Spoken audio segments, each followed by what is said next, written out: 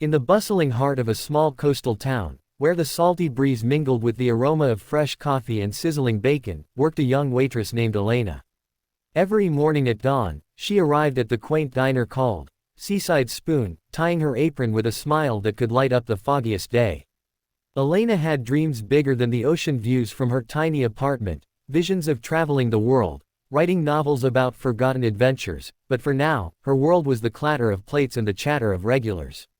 She poured endless cups of black coffee for fishermen and truckers, her laughter a melody that kept the place alive.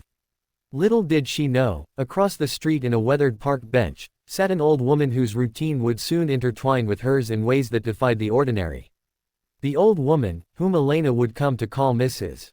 Harlow, appeared like a fixture of the misty mornings. She was frail, with silver hair pinned in a loose bun, dressed in faded floral dresses that whispered of bygone elegance.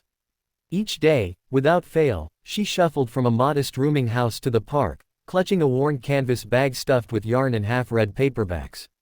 Her eyes, sharp as sea glass, watched the world with quiet curiosity. Elena first noticed her on a rainy Tuesday, when the downpour turned the path to mud. The woman struggled, her bag slipping from arthritic fingers, spilling skeins of wool into puddles. Without a second thought, Elena dashed out during her break, umbrella in one hand, gathering the treasures with the other. "Here, let me help," she said, her voice warm against the chill. From that moment, a silent pact formed. Day after day, Elena's mornings expanded to include Mrs. Harlow. She'd slip away from the diner's counter, carrying a steaming to-go cup of herbal tea, chamomile, just how the old woman liked it, and a buttered scone wrapped in wax paper. Crossing the street felt like a ritual now, a brief escape from grease-stained orders. They'd sit on the bench creaking under their shared weight, talking about everything and nothing. Mrs. Harlow shared stories of her youth, dancing in Paris ballrooms, sailing on clipper ships across the Atlantic, loving fiercely and losing just as hard. Elena listened, wide-eyed, her shifts forgotten in the web of those tales. In return, she offered glimpses of her own life, the brother back home, the poetry scribbled on napkins during slow afternoons. It was kindness without expectation, a thread weaving through the fabric of their solitary days. As weeks turned to months, Elena's help grew deeper, more instinctive. When Mrs. Harlow's rheumatism flared, Elena would knead her knotted hands gently, sharing remedies from her abuela's old cookbook. Grocery runs became adventures. Elena pushed the cart while Mrs. Harlow pointed out the ripest tomatoes, reminiscing about victory gardens from wartime.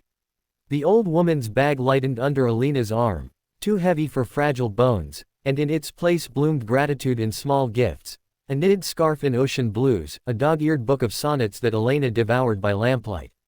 The diner staff teased her about her park fairy godmother, but Elena saw only a friend, someone who made the grind of double shifts bearable. Whispers of the old woman's loneliness fueled Elena's resolve. In a town where everyone knew your business but few truly cared, this felt like making a difference, one morning at a time. Yet, beneath the surface of their companionship, Mrs. Harlow carried secrets heavier than her bag ever could. Elena never pried, curiosity tempered by respect, but she wondered about the absence of family, the way the old woman's gaze sometimes drifted to the horizon, as if searching for ships long sailed. One crisp autumn morning, as leaves swirled like confetti, Mrs. Harlow mentioned a son, lost to the pull of ambition in a distant city. He built empires, she said softly, but forgot the foundations. Elena squeezed her hand, offering no platitudes, just presence. That day, she stayed longer than usual, helping untangle a stubborn yarn knot, their laughter echoing against the waves. It was these moments that stitched Elena's heart closer, unaware that the threads were part of a grander tapestry, one spun from legacy and quiet observation. The turning point came on a gray November dawn, when the sky hung low like a held breath. Elena arrived at the diner earlier than usual, her feet heavy from a sleepless night haunted by eviction notices for her crumbling apartment. The park bench was empty, and a chill unrelated to the wind settled in her chest.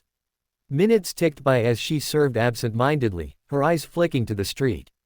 Then, a black limousine glided to the curb, sleek and out of place amid rusty pickups. From it emerged four men in crisp suits, earpieces glinting, their postures screaming authority, bodyguards, no doubt. Elena's stomach twisted, Had something happened to Mrs. Harlow? She untied her apron mid-order, heart pounding, and stepped outside just as a second car pulled up, disgorging a trio of sharp-suited women clutching leather briefcases. The air thickened with tension as the group converged on the park, their movements precise, like pieces on a chessboard.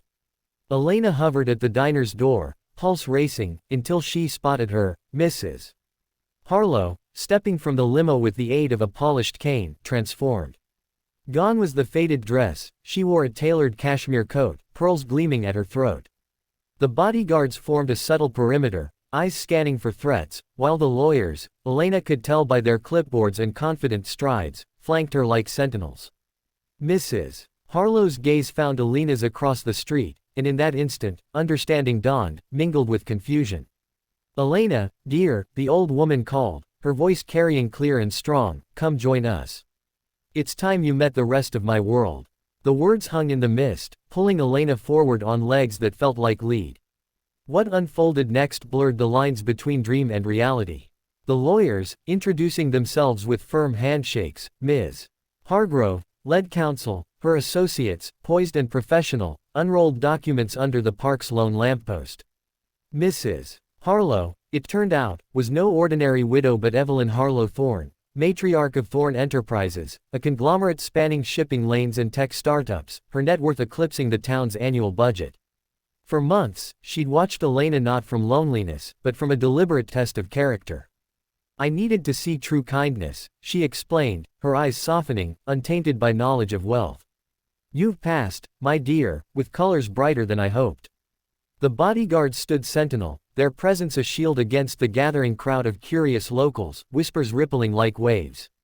As the papers were signed, terms of a trust fund, a stake in the family business, even the deed to a seaside cottage, Elena's world tilted.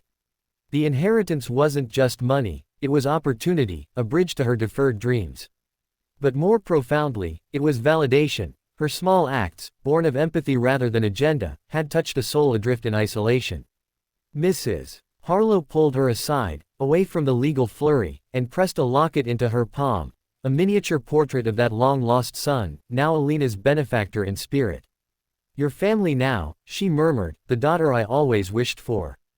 Tears blurred the bodyguards' stoic faces into the background, in that embrace, under the watchful eyes of lawyers and the indifferent sky. Elena felt the weight of unspoken forgiveness, for a son who never returned, now redeemed through her.